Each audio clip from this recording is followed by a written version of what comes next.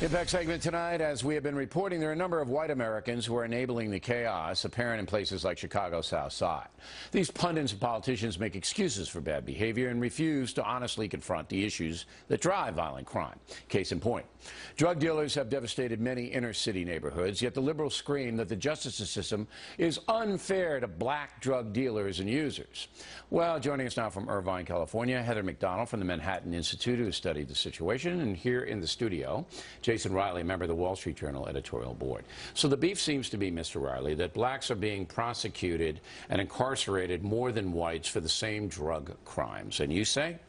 I say the evidence does not support that claim at all. Blacks are caught up in the criminal justice system for drugs and other crimes because of black behavior. And a lot of these studies leave out the most relevant factors, and that's how they reach the conclusions they reach. For instance, they say that blacks committing the same crimes are locked up at higher rates. Bill, if you and I commit the same crime, but I've committed it 10 times before, I'm going to get a harsher sentence than Okay, you. so a lot of it is what has happened in the past, and a lot of it is circumstance. Is there any, though, in your opinion, truth to, well, the black criminal defendants can't afford the better attorneys, so they get hosed? No, I don't buy that at all, and it's feeding another myth, which is that incarceration rates among blacks are driven by drug crimes, but they're not.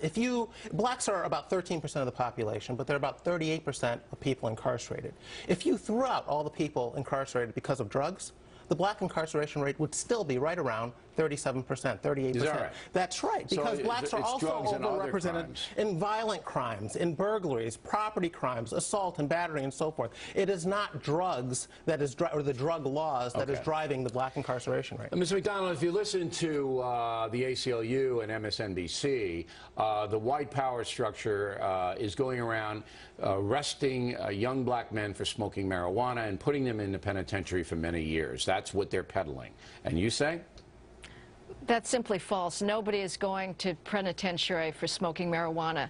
You have to have many convictions on your record, and if it's a possession arrest, it's possession for sale. And you know what? If you go to Central Harlem police community meetings, what they say is we want the dealers off the street. You arrest them and they're back there next day. People understand that the outdoor drug trade is destroying their neighborhoods. As Jason points out, and I did this study, the drug offenses is not what's driving the black incarceration rate. You can take out all the drug offenses and you still have the same percentage of blacks in prison. Right. But there this is is no something doubt that is driven by violent crime. And I love Mr. Rangel's complaint that the government is ignoring inner city problems. They're going nuts about New York City policing because it has managed to bring homicide down in black neighborhoods by 80% by stop and frisk. And this is the government finally responding to black crime and saving lives. The grievance industry, they don't want aggressive policing, but they do want safe streets, so you can't have. But look, here's the crux of the matter. There isn't anybody honestly reporting this story, and that's what drives me crazy. The south side of Chicago's violence, Mr. Riley, is driven by drug gangs. They may not be selling drugs, but they're killing other people who are, or whatever. That's what's driving all of this stuff. All right, but instead, the Charles Rangels, the Jesse Jacksons, the Al Sharptons, they'll never tell you that. Therefore, they aren't protecting their own people. That's right. Because it's blacks who are getting affected by it. The civil rights industry, and this is what it is become, absolutely, has no vested interest in highlighting that aspect of what's going on. The whole point of the civil rights industry is to blame the problems of blacks on racism, and particularly white racism. Black on black crime doesn't fit that narrative. But Trayvon Martin, non-black on black gun violence, does fit that narrative, so they decided to make him a cause célèbre. What do you think of them investing all of this energy into the Martin case, all right, the marches, the protests, everything, and absolutely nothing into the disintegration of the African-American family and the violence in places like Chicago? It highlights the disconnect between the needs of the black community and the leadership that they have. It's a disconnect that has been growing for decades, and we have another example. The groundswell of protests from the black community. They're not out there protesting. Why do you think that is, Heather? I think that the desire of victimology is very strong. There are protests sometimes for awful killings. And by the way, this week we had an 8-year-old girl in Oakland who was shot dead in her sleep by gangbangers shooting at her apartment building that also shot her grandmother and 2 other children. So, again, the media has no interest in this. Why does the media, in your opinion, you've been doing this for a while, why does the media have no interest in it?